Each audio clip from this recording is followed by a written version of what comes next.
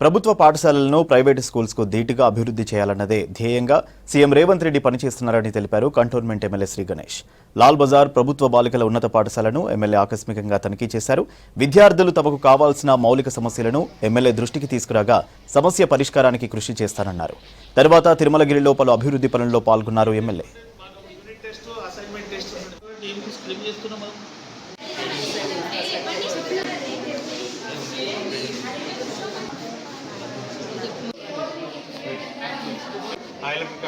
Office పక్కన ఉన్న books సరిపోతే ఇంకేమన్నా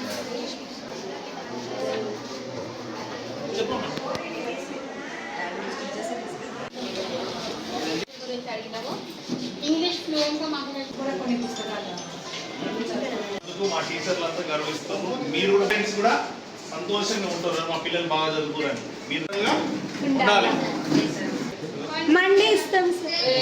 వారితో పాటు అన్ని క్లాస్ వాళ్ళతో మాట్లాడారు. వీఆర్ వస్తలేదంట. మీరు దయచేసి